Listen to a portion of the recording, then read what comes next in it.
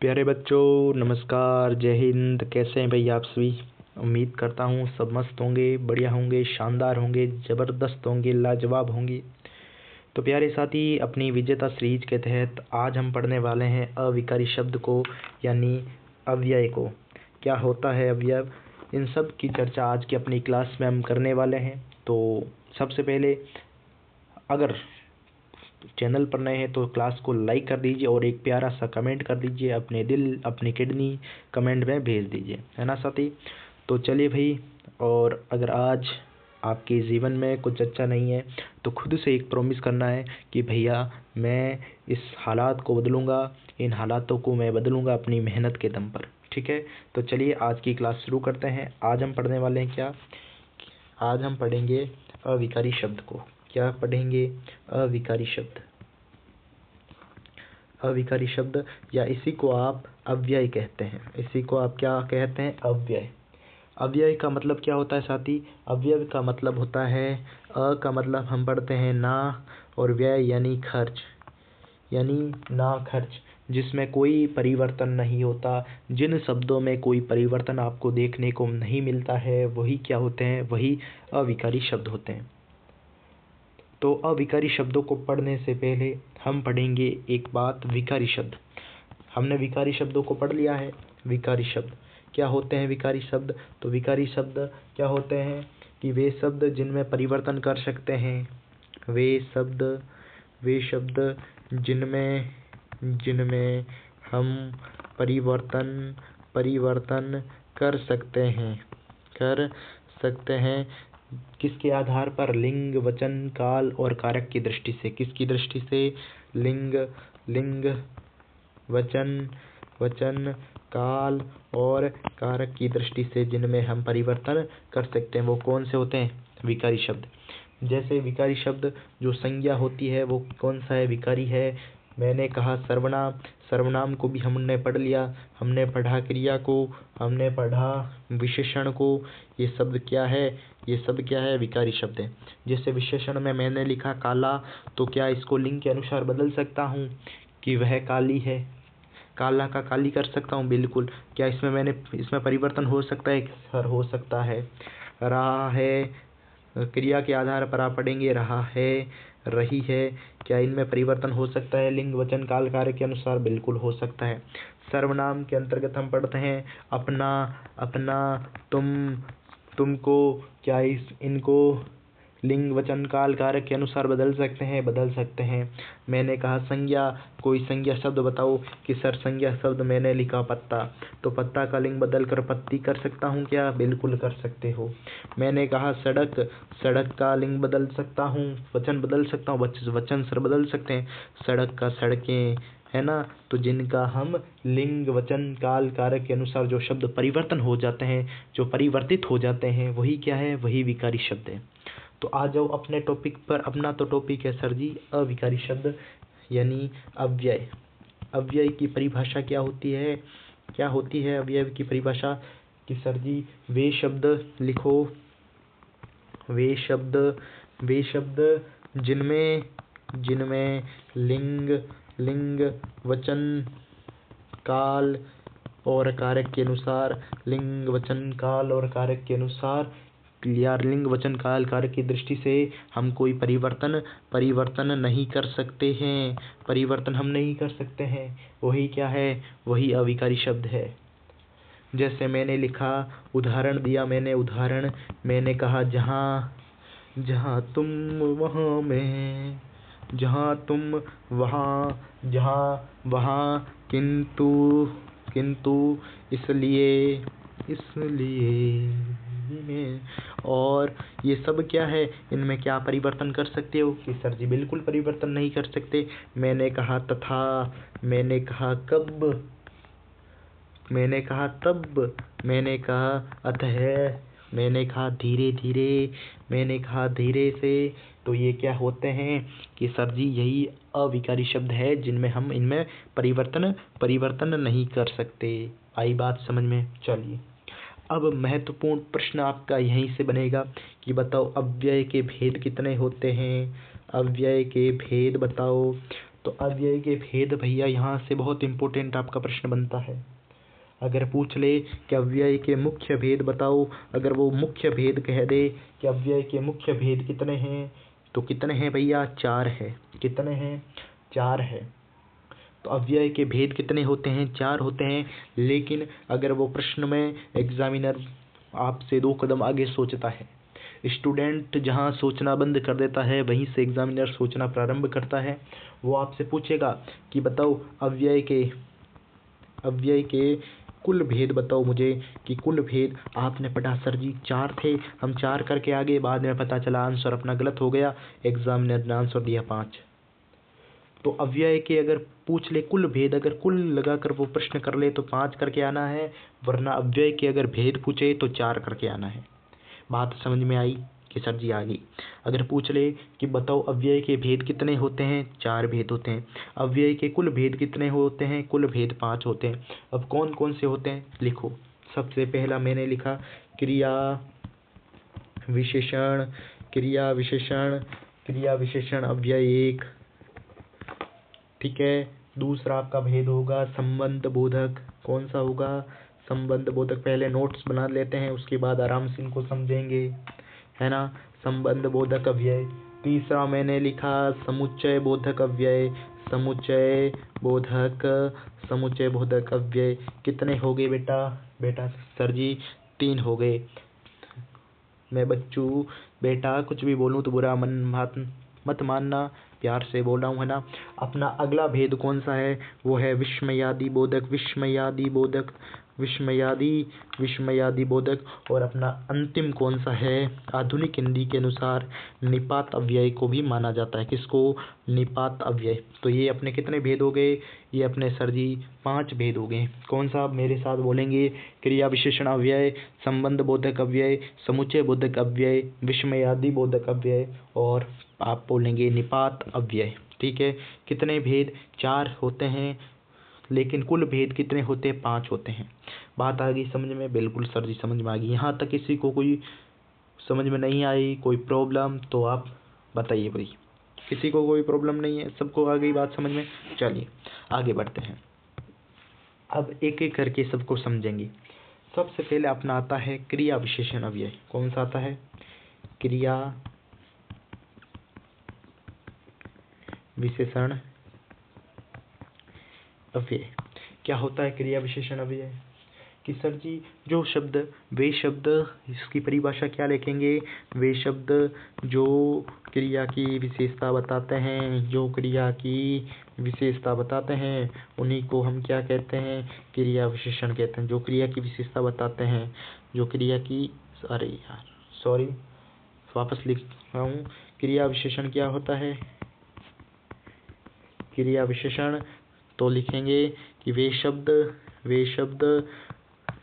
जो क्रिया की विशेषता बताते हैं, जो क्रिया की विशेषता बताते हैं, वही क्या है? वही है अपने क्रिया विशेषण। अब क्रिया विशेषण के भी भेद होते हैं। क्रिया विशेषण के भी भेद होते हैं। कितने भेद होते हैं क्रिया विशेषण के? कि सर जी क्रिया विशेषण के 4 भेद होते हैं। कौन कौन से? सबसे पहले लिखेंगे स्थानवाचक क्रिया विशेषण। स्थानवाचक क्रिया विशेषण। मैंने लिखा कालवाचक क्रिया विशेषण। कालवाचक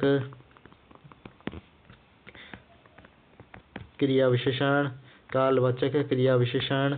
मैंने एक और लिखा परिमाणवाचक क्रिया विशेषण। कौन सा?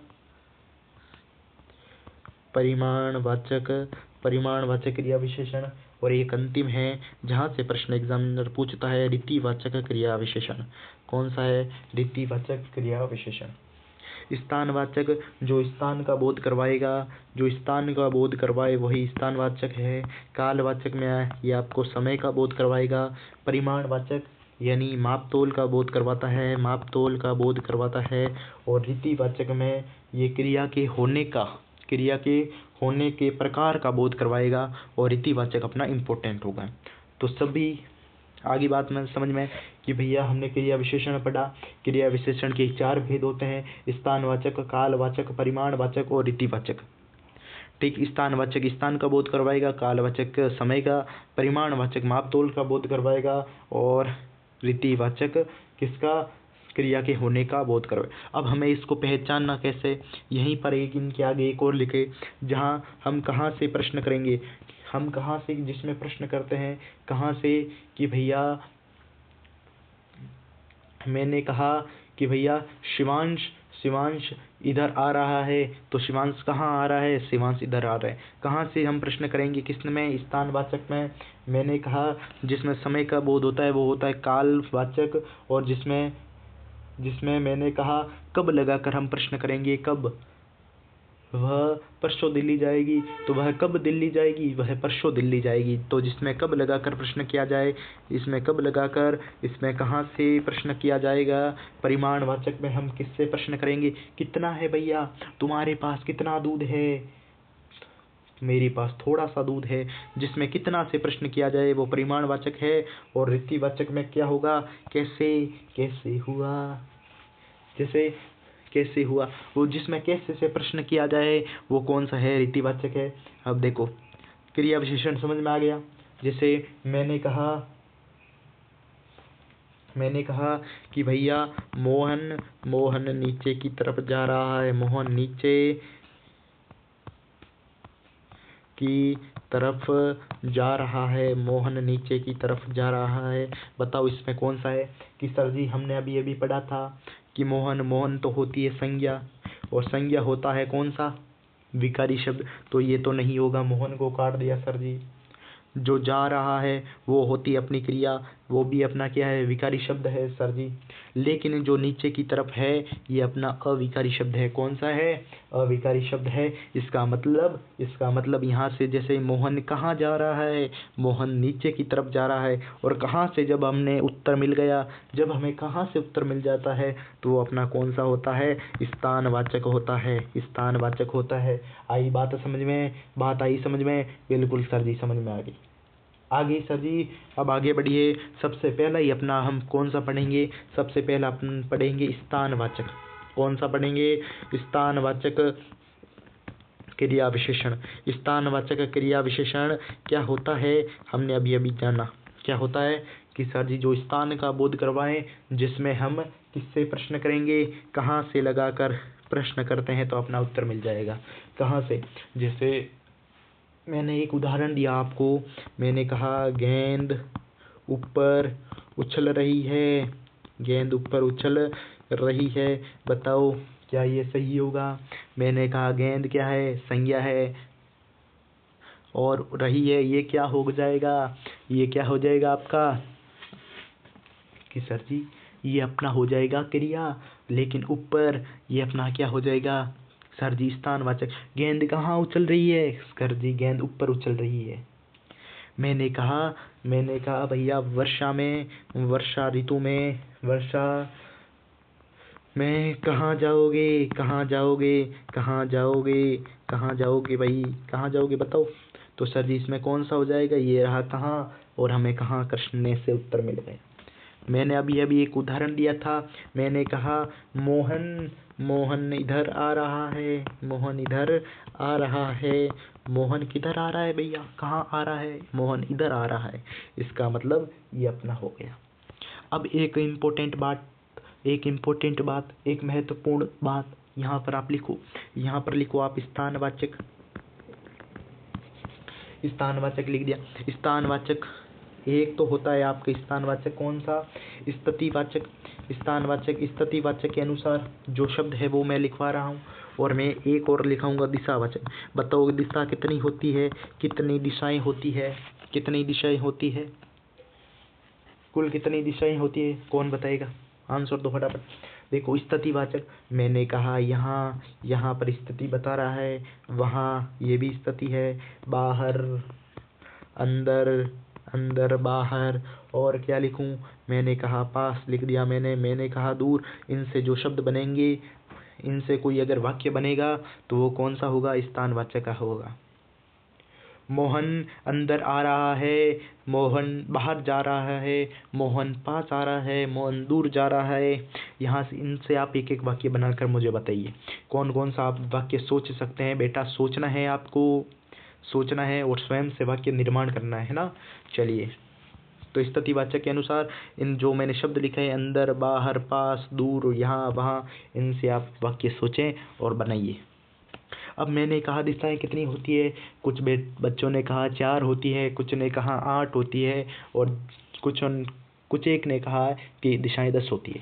अब जिन जिन बच्चों ने कहा कि भैया दिशाएं तो 4 होती है, वो एक जोर से अपना गाल पर एक थप्पड़ लगा लो। हाँ लगा लो, लगा लो।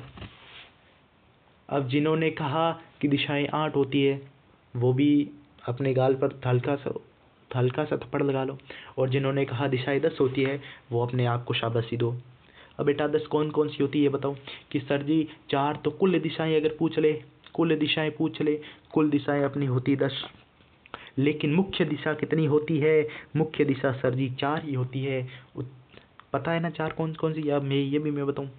अब 4 और कौन कौन सी होगी, जो उनके मध्य की दिशाएं होंगी, उत्तर पूर्व, पूर्व दक्षिण, वो वाली है ना, वो वाली। तो वो कौन सी होगी, 4 और होगी। और 2 दिशाएं और होती ऊपर और नीचे, यानी कुल दिशाएं 10 होती है।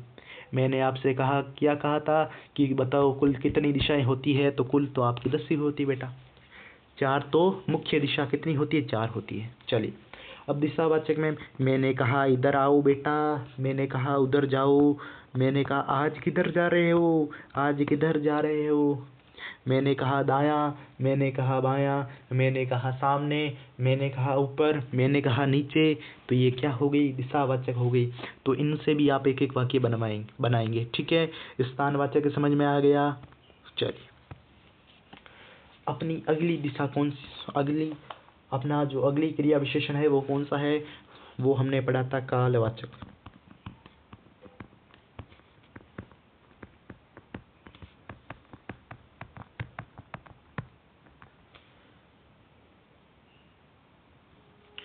कालवाचक क्रिया विशेषण मैंने लिखा, कालवाचक क्रिया विशेषण। हमने कालवाचक में क्या कहा था कि सर जी काल यानी ये करवाएगा आपको समय का बोध। किसका, समय का बोध करवाएगा। यहाँ से हम कब लगाकर हम प्रश्न करते हैं, कब लगाकर प्रश्न करते हैं। मैंने कहा कि वह अब पानी पी रहा है, मैंने कहा वह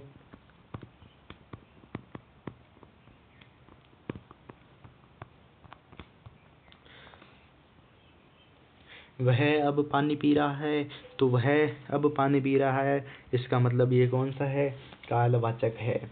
कब लगाकर प्रश्न करो भाई, उत्तर मिल जाएगा।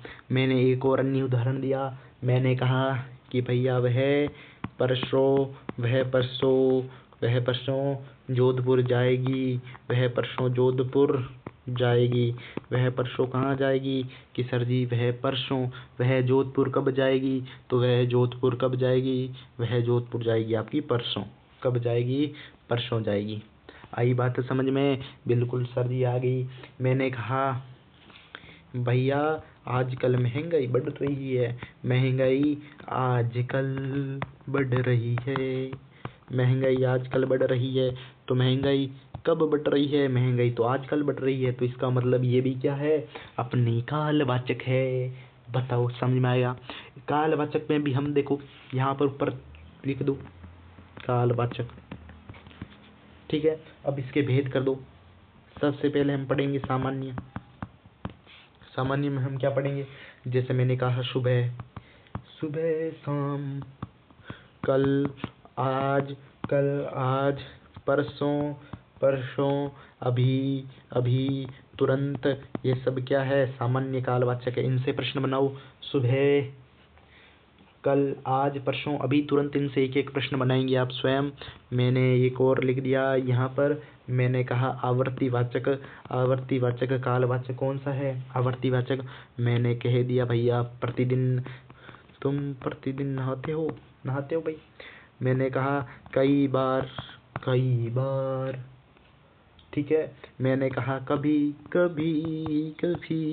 मेरे दिल में ख्याल आता है, वो वाला है ना। मैंने कहा हर बार, मैंने कहा अक्सर अक्सर इस दुनिया में, है ना।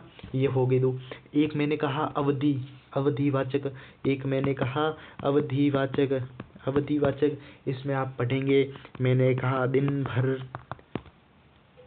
मैंने कहा रात भर, मैंने कहा लगातार, लगातार, लगातार। मैंने कहा आजकल, आजकल शीशा बड़ा है ना, वो वाला आजकल।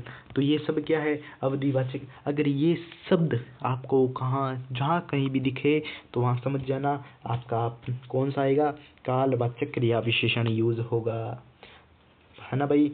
समझ में आई बात? ठीक है सर जी, आगे बढ़िए। चलिए अगला अपना कौन सा है, अगला अपना है परिमाणवाचक। कौन सा है, परिमाणवाचक, परिमाणवाचक क्रिया विशेषण। परिमाणवाचक, इसके मतलब, इसका मतलब क्या होता है, परिमाणवाचक का मतलब क्या होता है। परिमाणवाचक का मतलब होता है जो माप तोल का बोध करवा दे,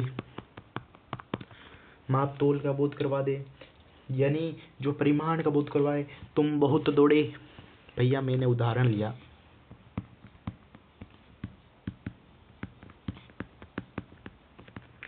तुम बहुत दौड़े, तुम भैया परिमाण, हमने क्या कहा था, किसका, कितना, कितना से प्रश्न करते हैं, तुम कितना दौड़े, कि भैया तुम तो बहुत दौड़े, तुम तो बहुत दौड़े आज।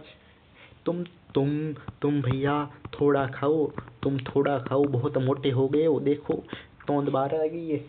मैं निकला, है ना, मैं खूब चलता हूँ, मैं खूब चलता हूँ, मैं खूब चलता हूँ। तो ये क्या है, खूब, ये भी सर जी परिमाणवाचक है। अब सर जी आपको पता है परिमाणवाचक को भी हम पढ़ते हैं, है ना। चलिए अब आज वो परिमाणवाचक लिखा, लिखा मैंने परिमाणवाचक। सर जी परिमाणवाचक को कितना से प्रश्न करके हम पूछते हैं, है ना। इसमें हम पहली श्रेणी बोधक लेते हैं। सबसे पहले हम पढ़ते हैं श्रेणी बोधक। श्रेणी बोधक, श्रेणी बोधक में मैंने कहा बारी बारी, सब भाई बारी बारी, बारी बारी। मैंने कहा ज़्यादा से ज़्यादा क्या होगा, ज़्यादा से ज़्यादा। मैंने कहा कम से कम, कम से कम, कम से कम। और मैंने वहीं से वहीं पर लिख दिया थोड़ा से थोड़ा, थोड़ा से थोड़ा, थोड़ा थोड़ा भी लिख दो, थोड़ा थोड़ा, है ना। आज थोड़ी थोड़ी बारिश हो रही है। ये शब्द इनसे एक एक वाक्य का निर्माण कीजिए आप स्वयं, बारी बारी, ज़्यादा से ज़्यादा, कम से कम, थोड़ा से थोड़ा, इनसे अपना एक वाक्य बनाइए।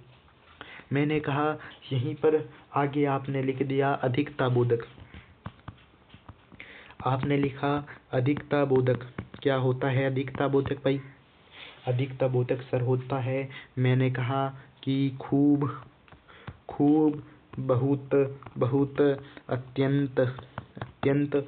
मैंने कहा अति, अति। ये सब क्या है, अधिकता दर्शा रहे हैं। इनसे भी एक एक वाक्य निर्माण करना है। मैंने कहा न्यूनता बोधक, न्यूनता। साथ ही मुझे विश्वास है कि आप सभी ग्रेजुएशन वाले लोग हैं, और जो हाई कोर्ट वाले बच्चे हैं वो कई कई 10th पास भी है, 12th पास भी है। लेकिन आपको कोशिश करनी है, कोशिश करनी है कि आप ज़्यादा से ज़्यादा अपने स्वयं से शब्दों का निर्माण कर पाएँ, है ना। मैंने कहा न्यूनतम में कुछ, ज़रा, कुछ, ज़रा, थोड़ा। ये सब क्या है, ये शब्द न्यूनता को दर्शा रहे हैं। किसको दर्शा रहे हैं, न्यूनता को दर्शा रहे हैं। मैंने कहा आपको तुलना करनी है, तुलना बोधक है अपना, तुलना बोधक है। तुलना बोधक में आपको तुलना करनी है, कम हो गया, ज़्यादा हो गया, या इतना, इतना, लगभग, इतना, लगभग। मैंने कह दिया भैया, मैंने कह दिया मुझे, मुझे अधिक चाहिए, अधिक चाहिए, उतना था, उतना था। ये सब क्या हो गए, तुलना बोधक हो गया। ठीक है, चलिए। मैंने कहा पर्याप्त, पर्याप्त बोधक में अपना कौन सा आ जाएगा, पर्याप्त में ठीक है, ठीक है, ठीक है, ये इतना काफ़ी है मेरे लिए, बस करो, बस भी करो बच्चा, बस भी करो, है ना।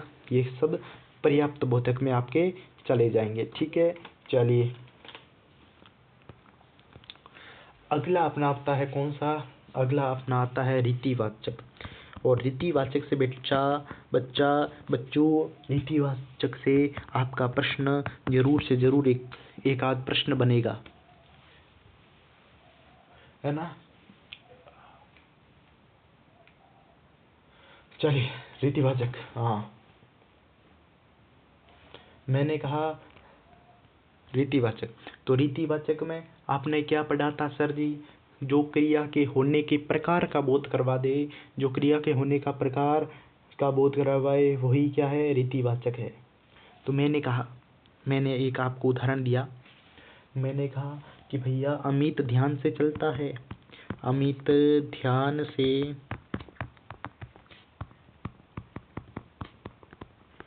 अब मैंने इसका एक बताया था कि इसको पहचानना कैसे है बच्चा, इसको कैसे पहचानना है? इसको पहचानना है आपको कैसे अमित कैसे चलता है? अमित तो होगी संज्ञा, ये तो हो गया विकारी शब्द। चलता है ये होगी अपनी क्रिया। बच्चा कौन? ध्यान से। क्या इसको आप बदल सकते हैं? ध्यान से को आपको परिवर्तन कर सकते हैं किसी शब्द में? नहीं कर सकते। इसका मतलब ये क्या हो गया? इसका मतलब तो ये रीतिवाचक, यानी कैसे से उत्तर करो। अमित कैसे चलता है? अमित ध्यान से चलता है बच्चा। अमित कैसे चलता है? ध्यान से चलता है। मैंने कहा कि बच्चा ये घनश्याम कैसे आ गया? घनश्याम कैसे आ गया? घनश्याम कैसे आ गया? कैसे आया भैया? कैसे से प्रश्न करने पर आंसर मिला। चल कर आया होगा भैया, हमें क्या पता कैसे आया, है ना। मैंने कहा कि भाई रिंकी धीरे धीरे होड़े होड़े धीरे धीरे चलती है। रिंकी धीरे धीरे चलती। रिंकी कैसे चलती है? धीरे धीरे चलती है सर। कैसे चलती है? धीरे धीरे, एकदम आराम से सर, आराम से, नो टेंशन है सर, है ना। चलिए इसको भी सर जी पहचानने की कुछ है। हाँ बिल्कुल बने इनके लिए भी शब्द। मैंने सबसे पहले लिखा स्वीकार बोधक, जिनको हम स्वीकार करते हैं भैया, स्वीकार बोधक, जिनको हम स्वीकार करते हैं। मैंने कहा जी, मैंने कहा ठीक है, मैंने कहा हाँ अवश्य अवश्य अवश्य, मैंने कहा जरूर जरूर। ये क्या है? स्वीकार करने योग्य है बच्चा, ये क्या है? स्वीकार करने योग्य है। ठीक है। मैंने कहा निषेध, अरे सर निषेध बोधक। मैंने कहा नहीं, मैंने कहा नहीं, मैंने कहा मत करो। मैंने कहा कभी नहीं, मैं तुम्हारे साथ कभी नहीं नाचूंगी बसंती, है ना। चलिए मैंने कहा निश्चय बोधक, मैंने तो निश्चय कर लिया है बच्चा। मैंने कहा बेशक आपके लिए प्रैक्टिस सेट शुरू होंगे, बेशक होंगे, है ना। मैंने कहा निसंदेह, इसमें कोई संदेह नहीं है कि आपके प्रैक्टिस सेट शुरू नहीं होंगे, जरूर होंगे, निसंदेह होंगे, है ना। कुछ संदेह मत करो। मैंने कहा अनिश्चय यानी निश्चित नहीं है, अनिश्चय यानी संभव है। मैंने कहा शायद तू कभी मेरी, है ना। मैंने कहा कि भैया प्रश्नबोधक, मैंने कहा प्रश्नबोधक। मैंने कहा क्या ये कैसे हो गया? क्या, कौन, कब, कौन, कैसे, ये क्या हुआ? हे हरि राम कृष्ण प्रेमानंद, ये क्या हुआ, है ना, वो वाले प्रश्न। मैंने कहा कारण, भैया कारण बता दो मुझे तो कारण बताओ। कारण में अतएव ऐसा हुआ कि किस लिए ऐसा हुआ हमें तो पता नहीं है सर जी, किस लिए हुआ हमें क्या पता। मैंने कहा जो आकस्मिकता का बोध कराए, आकस्मिकता यानी अचानक कोई कह दे, एकाएक, अचानक, ये क्या है? आकस्मिकता है। तो इन सब से आप क्या बनाने हैं? आपको प्रश्न बनाने हैं, स्वयं से प्रश्न का निर्माण करना है। तो ठीक है बच्चा, आज की क्लास में हम इतना ही रखते हैं, है ना। और साथ ही आपको जब अब थोड़ा सा आपको देखो, आधे घंटे की अपनी क्लास हुई है लगभग, तो आपको 5 मिनट जो भी हमने पढ़ा है उनको वापस रिवीजन करना है, अच्छे से वापस पढ़ते रहना है, क्योंकि बच्चा रिवीजन ही आपके सफलता की एकमात्र कुंजी है। मैं बार बार कहता हूँ, हर क्लास में कहता हूँ कि बार बार जितना आप किसी चीज़ को पढ़ सकते हैं ना बच्चा, उतना आपको उस चीज़ को वापस रिवीजन करना है ना। तो रिवीजन बार बार करते रहना है। और साथ ही मैं वादा कर रहा हूँ आपसे कि आपके प्रैक्टिस सेट मैं जल्द ही शुरू करूँगा, मुझे याद है। और प्रैक्टिस सेट बेटा एक बार आपके ये हो जाने दो, मेरा जो पूरा अपना फाउंडेशन कोर्स है हिंदी का वो मैं कंप्लीट करवा दूंगा। विजेता सीरीज जिस दिन से प्रारंभ हो जाएगी बच्चा, उसी दिन से, उसके अगले ही दिन से मैं आपकी प्रैक्टिस सेट शुरू करवा दूंगा। बिल्कुल टेंशन मत लो। एग्ज़ाम से 2 दिन पहले आपकी मैराथन, प्रैक्टिस सेट, जितना भी मुझसे संभव हो पाएगा आपके एग्ज़ाम में, इस बार मैंने टारगेट ले लिया है।